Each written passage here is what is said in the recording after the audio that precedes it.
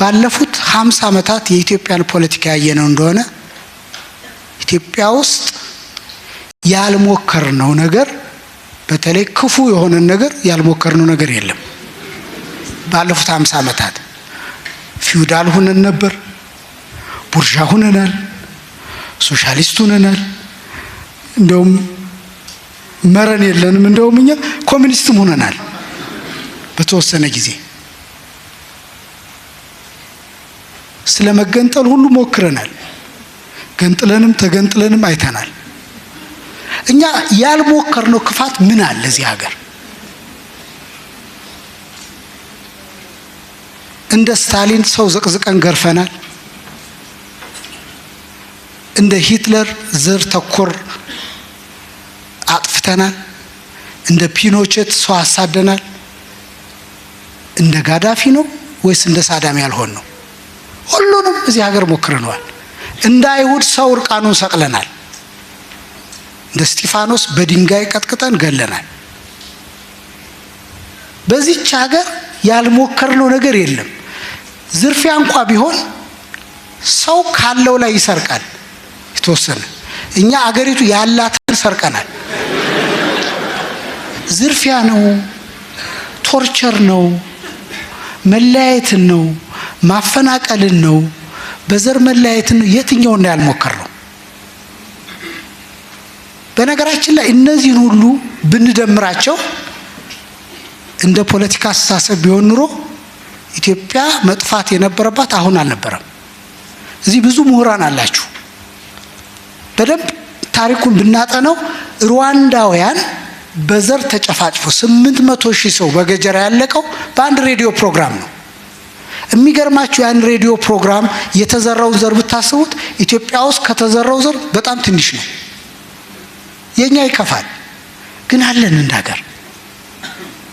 ሶማሌ መንግስት አልባ ሆነ የተበታተነችበትን ኬዝ ብትወስዱ እኛማ ከዛ አልፈን ይደናል።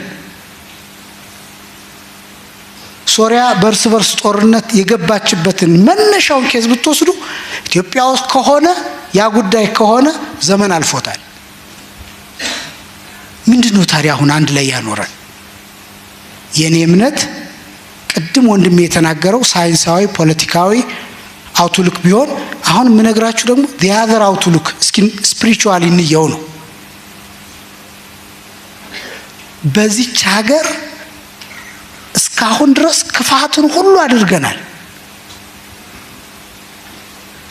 አሁን የቀረን ጥቃቅን ክፋቶች አሉ ገና የምንጨርሳቸው ትንንሽ።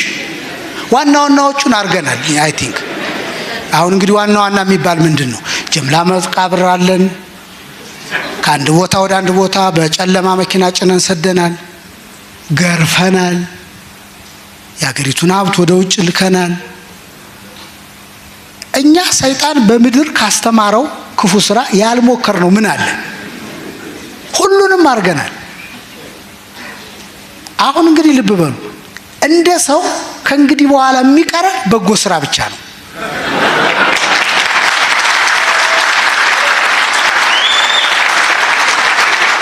ለዚህ ነው መጪው ዘመን ለኢትዮጵያ ብሩህ ነው። መጪው ዘመን ቅድም ያልኳችሁን ሜታፎር አስተውሉት። ከሞት አንበሳ ማር ይወጣል የሚለው ሜታፎር እዚህ ነው የሚሰራው። አሁን ብዙ የሞትንበት የሸተትንበት ልንሸትበት የሚገባን ጉዳይ ከዚህ በኋላ ግን ማር ነው የሚወጣበት። ምክንያቱም እንግዲህ ምን ማድረግ ይቻላል እችን ሀገር ለማፍረስ? አሁን ካረግነው በላይ አንቀጽ 39 ያስገባል፣ ክልል ከለል፣ ብዙ ነገር አደረግን። ያን ሁሉ አድርገን ያላትን ብር ወደ ውጭ ላክ ነው። አገሪቱ አለች፣ አሁን አለች። ስለዚህ እንደ ሰው ልብ በሉ፣ እንደ ሰው ከዚህ በኋላ በጎ ስራ ብቻ ነው እንጂ የቀረን ክፉን አድርገን ስለጨረስን የሚቀሩንን ጥቃቅን ነገሮች አሁን let them finish the evils።